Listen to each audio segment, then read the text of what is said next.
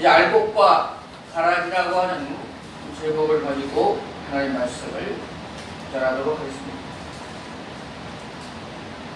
어제 만민중앙성결교회 이재령 목사와 그 교회는 성폭행 당한 7명이 이제 총 12억 8천만 원을 배상하고 목사는 16년 징역형을 확정하고 그런 선고가 인터넷에 아주 도배를 했습니다.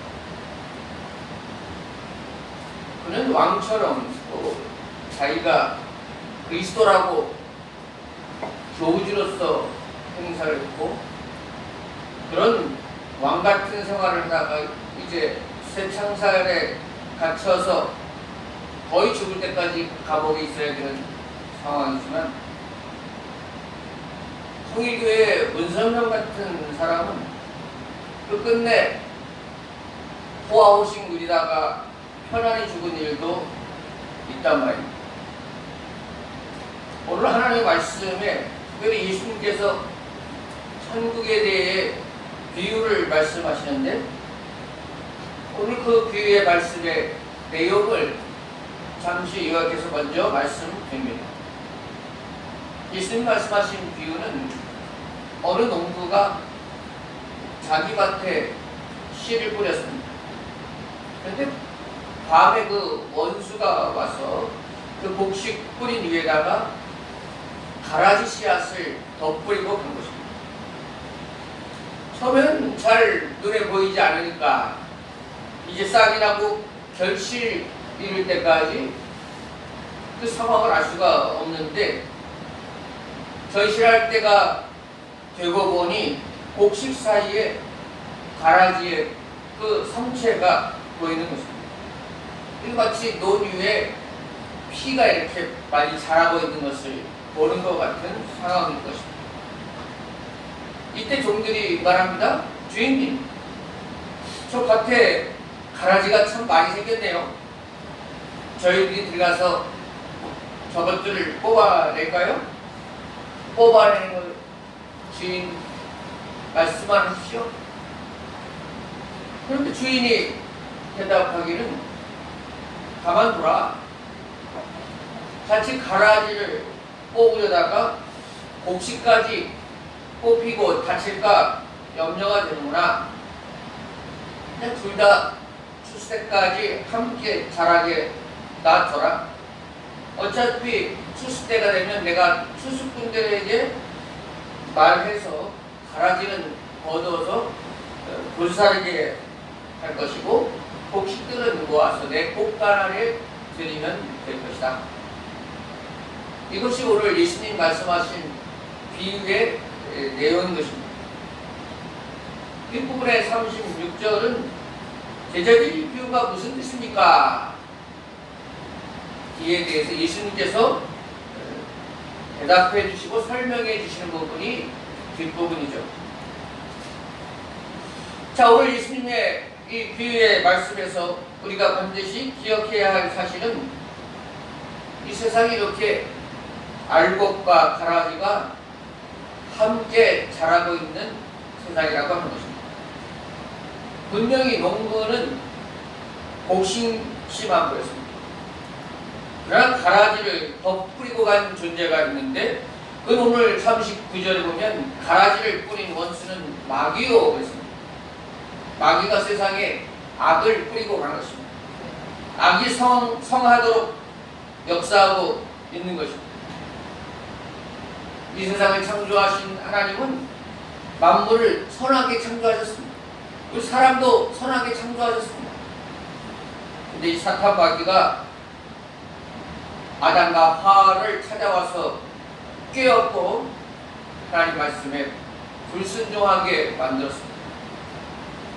그래서 세상에 죄가 만연하게 되었고 지금도 공중권세 잡은 자 이 마귀가 세상에 활동하고 있고 사람들의 마음속에 관계 속에 깊숙이 관여하며 악한 일을 하도록 충동질하고 악을 자행하도록 만들고 있는 것이 이 사탄의 일인 것입니다. 자, 오늘 본문에 밭 주인이 원수가 가라지를 덧뿌리고 갔다는 사실을 다 알고 있습니다. 마찬가지예요. 이 세상에서 사탄 마귀가 역사하고 있다는 그 사실을 지금 하나님께서 모르시는가? 그렇지 않습니다. 지금 되어지는 일들 차마 말로 다 표현하기 못한 차곡한 상황들도 하나님은 다 보고 계시고 다 알고 계십니다. 하나님은 한꺼번에 그 가라지들과 가라지를 뿌린 원수들을 다 한순간에도 제거할 수 있는 능력도 가지고 계시지만 그렇게 행하시지는 않습니다. 오늘 본문의 말씀처럼 종들이 우리가 밭에 들어가서 우리가 가서 이것을 다 뽑을까요? 주인은 가만두어라. 가만두어라. 그 이유를 뭐라고 하시냐면 29절에 가라지를 뽑다가 곡식까지 뽑을까 염려하노라 그랬어요. 하나님께서 지금 누구를 염려하고 계신 겁니까? 가라지가 중요한 것이 아니고 곡식을 생각하고 계십니다. 가라지 100개를 뽑다가 곡식 하나를 갖춰도 안 된다는 것입니다. 예수님 당시에 예수님 말씀하시는 곡식은 대개가 밀을 의미했고요. 여기서 가라지는 수염볼이라고 하는 독보리를 의미하고 있습니다. 대부분 잡초가 그렇듯이 잡초는 잘 죽지 않는 생명력이 강한 특징이 있습니다. 지금도 콘크리트 인도나 바닥 옹벽 사이에도 뚫고 나오는 잡초들 보세요. 수천 년을 살아남으려면 생명력이 강할 수밖에 없어요. 우리가 심는 작물들은 사람이 돌보지 않으면 몇 년 잡초와 경쟁하면 몇 년 안에서 다 죽어버려요. 생명력이라고 하는 것은 잡초를 따라갈 수 없는 겁니다. 마찬가지예요. 이 원수들이 뿌린 독보리들이 수염보리가 더 강한 것입니다. 밀보다 더 깊이 뿌리를 내리고 더 넓게 뿌리를 활착 시키는 겁니다. 그래서 실제로 이 독보리를 뽑으려고 잡아당기면 더 밑에 부분까지 뿌리를 활착하고 있어서 그것을 뽑다가 그 위에 있는 밀의 뿌리까지 다 뽑히게 됐다는 것입니다.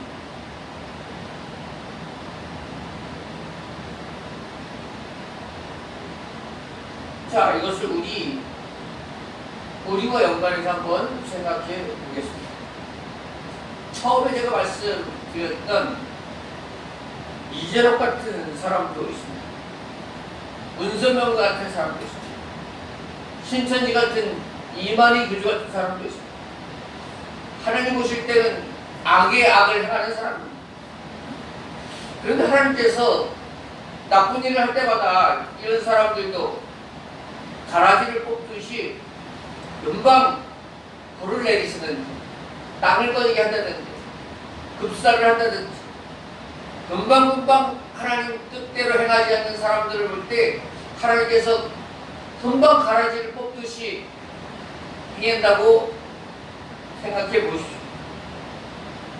아마 이렇게 큰 악을 행하는 사람은 나타나지 못할 것입니다. 우리들도 조금만 하나님의 뜻에 어긋나면 하나님께서 가차없이 나타나셔서 너 한번 죽어볼래? 뭐 하는 거야?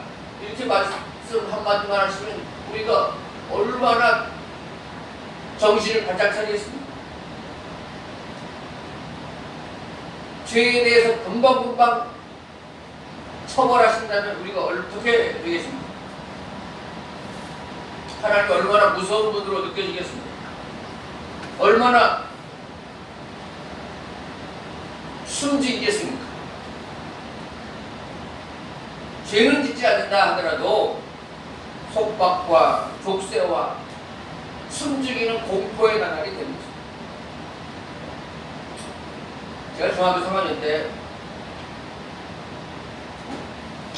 영어 선생님이 우리 담임이기도 했는데 유도 선수 출신인데 이분이 영어 시간에 다음 시간에 단어 외우고 문장도 이렇게 읽고 해석해봐 하면 딱딱 할 수 있어요. 예습을 딱 해오라는 거예요. 그 다음 날에 뭐 가볍게 여기고 대부분 다 안 해갔죠. 그 예를 들면 스프링 이렇게 말하면 SPRING 봄 이게 딱 대답해야 되는 거야. 근데 제가 번호가 22번인데 첫날에 22번 일어나서 단어를 맞춰보라는 거예요. 스페링은 배우라는 거예요. 근데 제가 공부를 안 해봤겠죠? 안 해봤더니 나오세요? 그러더라고요. 그래서 뭐 생각 없이 나갔더니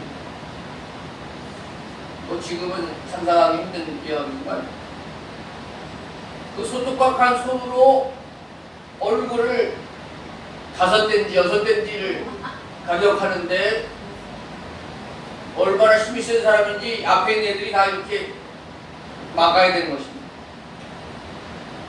정신이 하나도 없습니다. 알고 봤더니 이 선생님 입에는 22번이라는 단어는 그냥 붙어있는 단어예요. 이게 무슨 생각 없이 말하면 그냥 22번인 거예요. 1년 동안에 22번을 얼마나 부르는지. 그래서 제가 평생을 중학교 3학년 때 22번이라는 걸 잊어버리지 못해요. 22번. 그 1년 동안. 근데 저뿐만 아니라 몇 명 그렇게 해놓으면 이제 1년 동안 영어 공부 시간이 어떻게 되겠어요, 여러분? 공부 잘하고 못하고 상관없고, 뭐 내가 좀 논다 한 애도 상관없이 수발하고 쓰고 그냥 영어 공부를 하는 건지 그 수발을 보면 하려고 하는 건지 뭐 안 맞으려고 아이들이 그냥 그렇게 된 거예요.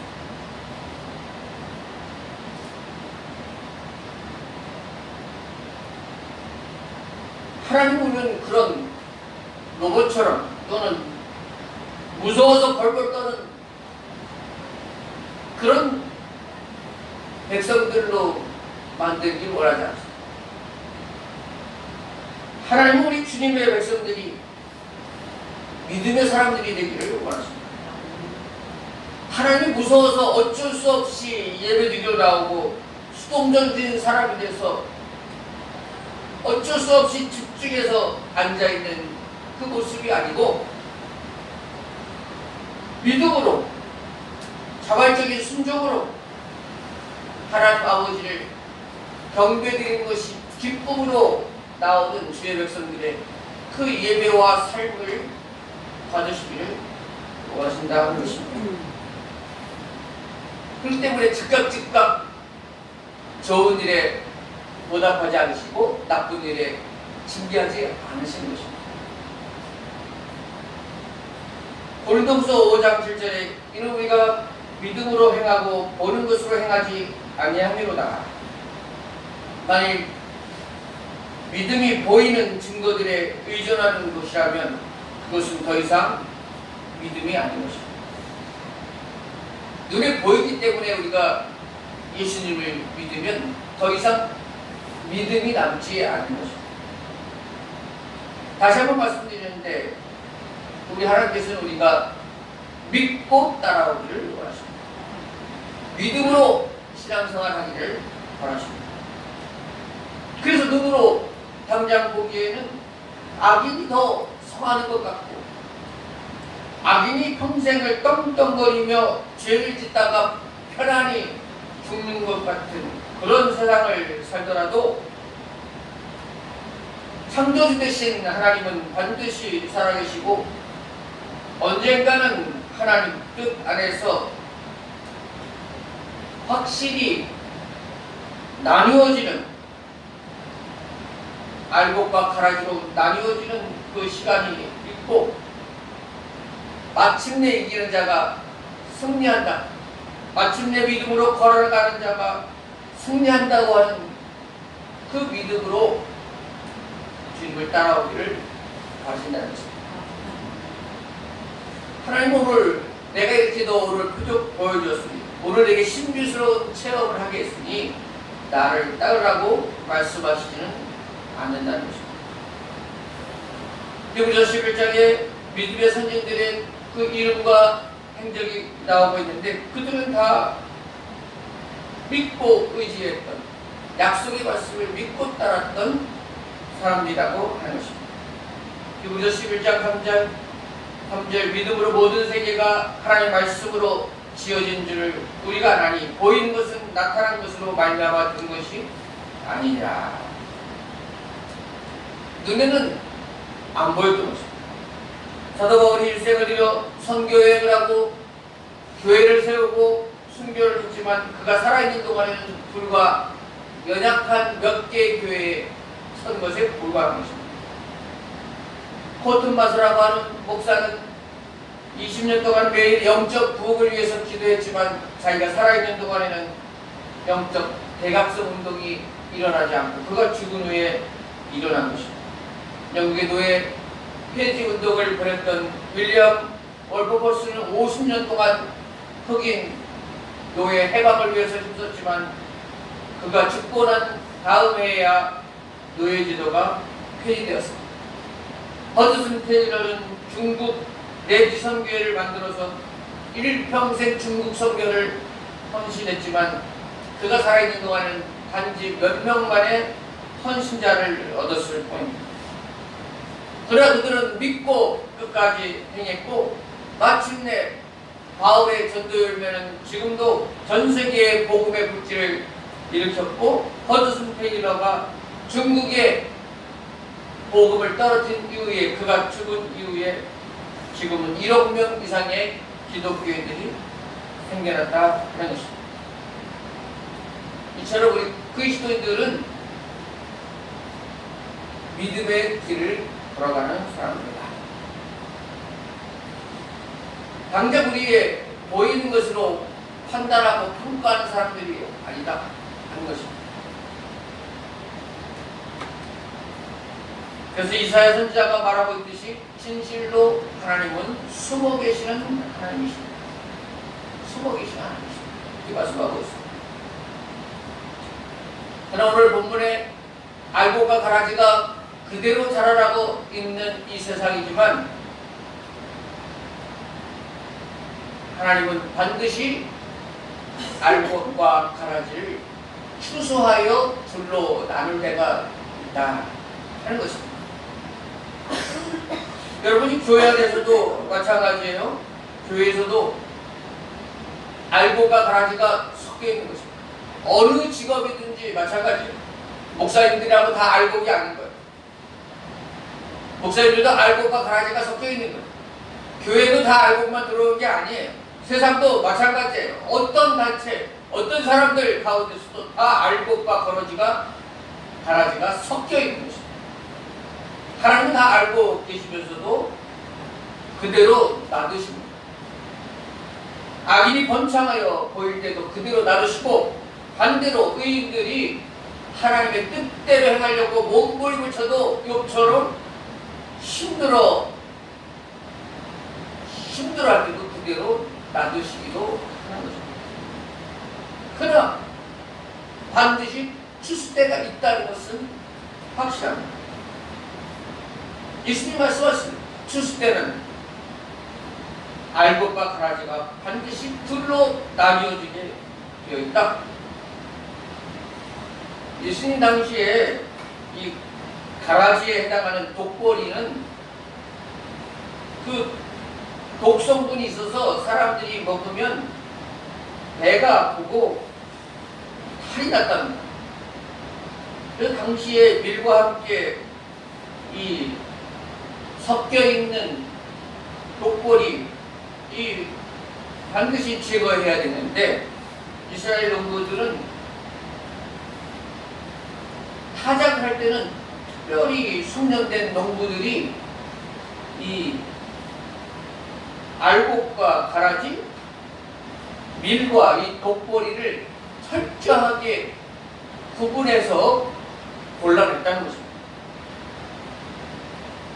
아무나 일을 시키지 않고 아주 숙련된 종들을 시킨 것은 자칫 이 독보리가 밀 사이에 끼어들어와서 사람이 먹으면 배태가 나는 것입니다. 오늘 40절에 그런즉 가라지를 거두어 불에 사르는 것 같이 세상 끝에도 그리 아니라, 이 예화를 말씀하시면서 세상 끝에 반드시 알곡과 가라지를, 그 가라지를 거두어 불에 사르는 일이 반드시 있을 것이라고 말씀하고 계십니다. 그래서 우리가 지금 살아가는데 나는 아무 탈이 없고 아무 문제가 없다고 안심해서 될 일이 아닙니다. 내가 지금 원하는 대로 다 일이 잘 풀린다고 무조건 할렐루야 할 것이 아닌 것입니다. 반대로 지금 예수님을 내 나름대로는 옳게 믿고 따라가는데 왜 이렇게 힘들고 왜 이렇게 어려운 일이 계속되지 라며 좌절할 일도 아닌 것입니다. 우리가 힘든 가운데서도 주님을 의지하고 믿고 따라가는가? 내가 잘 되는 가운데서도 주님을 무시하며 내 번영함에 즐기기만 하는 것은 아닌가? 그 마음의 중심이 어디가 있는가가 더 중요한 것입니다.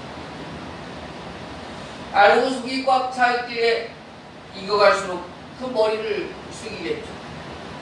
그러나 빈 가라지는 속이 찬 것이 없기 때문에 머리를 꼿꼿이 세우고 누르면 물만 쬐하고 나오는 것입니다. 지금 신앙생활을 하는데 우리 생활 속에 무슨 열매를 맺고 있는가? 나는 알곡으로 곡식으로 살아가고 있는가? 아니면 가라지 인생은 아닌가? 정말 내가 구원받았다면 구원받은 자답게 내 속에서 성령의 열매들이 익어가고 있는가? 내 속에서 나오는 것이 그리스도의 향기가 나오고 있는 것을 점검해 봐야 하는 것입니다. 다른 사람이 저 사람은 알곡이다, 가라지다 평가할 일이 아닙니다. 내 속에서 불의와 거짓과 탐욕이 계속해서 나온다면 그것은 알곡으로서의 모습이 아닌 것입니다. 내 속에서 계속해서 미워하며 분노하며 거짓된 비방과 속임수로 계속해서 나온다면 우리는 자연스럽게 가라지의 모습을 나타내고 있는 것입니다. 50년, 60년 교회 생활하고 믿었다고 하는데 내 모습 속에서 하루하루 예수님의 성품과 예수님의 향기가 드러나지 않고 계속해서 악취가 나고 교회를 분열시키고 해방하는 일들만 나타나고 사람들을 속이고 사람들의 비난에 처한 모습을 본다면 우리가 믿음 생활을 제대로 하고 있는 것인지 스스로를 점검해 봐야 한다는 것입니다.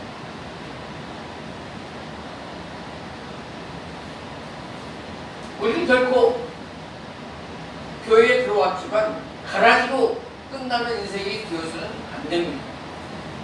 추수 때에 추수장이신 우리 예수님의 칭찬을 들으며 다 저장 못 간 천국으로 향하는 그런 인생이 되어야 할 것입니다. 오늘 말씀을 통하여 교회 내에도 이 세상 내에도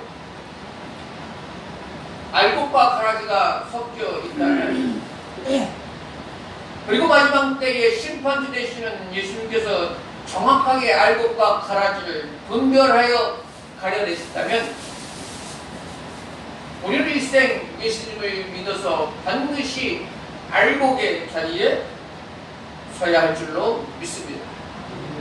그런 축복이 우리에게 있어야 하고 악인의 형통함을 부러워하지 마십시오.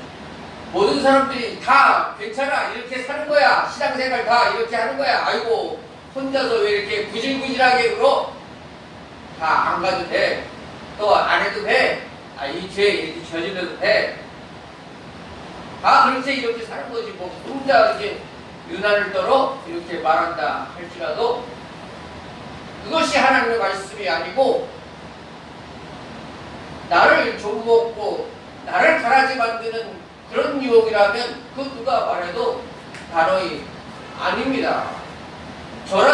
저만이라도 그 길로 가겠습니다 라고 말하고 나아갈 수 있는 그 알고 그 같은 신자들이 되어야 하는 것입니다. 악인의 떵떵거리며 잘 살고 탈세를 하고 뭐 거짓으로 하고 사람들 이렇게 힘들게 하고 모아서 뭐 잘생기게 물려주고 잘 살기만 하구만 나만 괜히 의롭게 산다고 해서 고생만 했어. 그렇게 한탄할 일이 아닙니다. 게임은 아직 끝나지 않았습니다. 이 세상에서 편안히 살다 죽은 악인들이 게임이 끝난 것이 아닙니다. 이제 시작인 것입니다. 그들은 이제 주님 앞에 서게 되는 것입니다.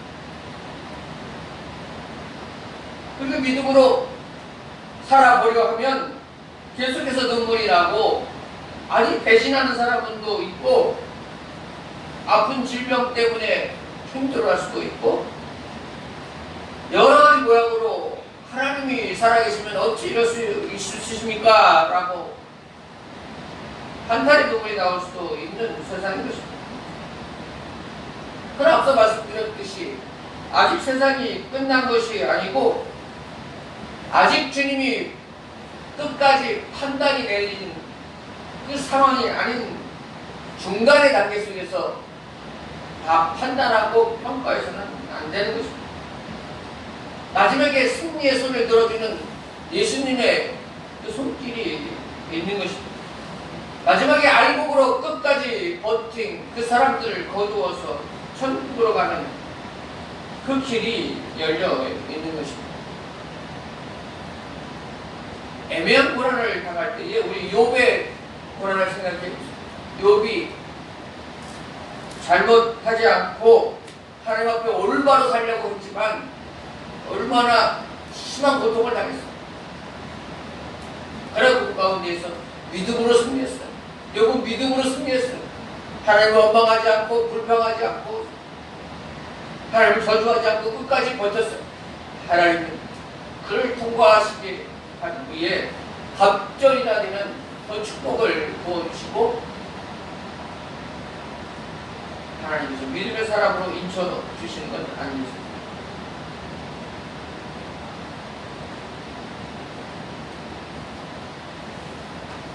그런데 예수님 당시에 밀과 이 독보리를 비교해보면 가라지가 전혀 살지 않는 그 밭의 밀이 더 튼튼하고 건강한 것이 아니고 어느 정도 가라지들이 뿌려져 있는 곳의 밀들이 더 건강하게 더 튼튼하게 자라더라 하는 것입니다.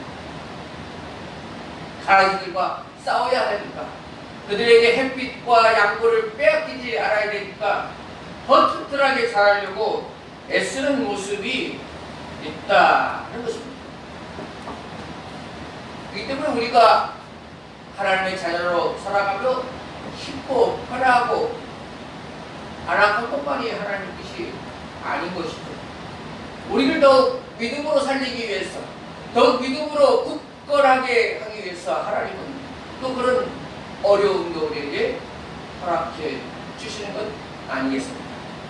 메기론이라는 것이 메기론 유럽에서 청어를 옮기는 과정 가운데서 또 오랜 시간 동안 청어를 옮겼더니 도착해보니 다 죽더라는 거예요. 그래서 어떤 농부가 그런데 그 안에다가 메기를 몇 마리 넣어놨는데 청어들이 그 메기를 도망 다니느라고 열심히 운동도 하고 해서 도착해보니 그 다음부터는 한 마리도 청어가 죽지 않더라는 거예요. 우리 가까이에 메기가 있고 우리 주위에 가라지가 자라나고 그들이 왕성함을 보며 우리는 때로 실족하고 우리는 때로 심까지는 있지만 하나님께서는 모든 것을 협력하여 선을 이루게 하듯이 우리에게 보이는 가라지도 우리에게 보이는 메기도 더욱 우리를 튼튼하게 하시고 더욱 우리를 강건하게 하시는 하나님의 손길인 것을 기억하시길 바랍니다. 하나님의 관심은 무성한 가라지에 관심이 없습니다. 하나님의 관심은 온통 알곡에 곡식에 가 있는 것입니다. 하나님의 말씀을 마치며 우리 코로나19 같은 세상 속에 전체적으로 우리가 어려움을 당하고 있고 개인적으로는 더 큰 어려움을 당할 수 있습니다. 우리 같은 신사라고 하는 나라에서도 코로나19가 오래되다 보니까 젊은이들도 그렇고 폭발해가지고 말이에요. 축제하지 못하게 한다고 경찰차나 막 건물을 다 부시고 어려움이 몸에 체질화되지 않는 사람은 조금만 어려움이 되고 크게 폭발하는 것입니다. 그럼 우리는 어려움을 많이 겪어왔고 개인적으로도 우리는 능히 하나님 앞에 하나님께서 또 이 코로나 같은 시기에도 우리 나라를 통해서 우리 개인을 통해서도 능히 이겨나갈 수 있도록 힘을 키워주고 계신 것입니다. 오늘 말씀을 마치겠습니다. 세상에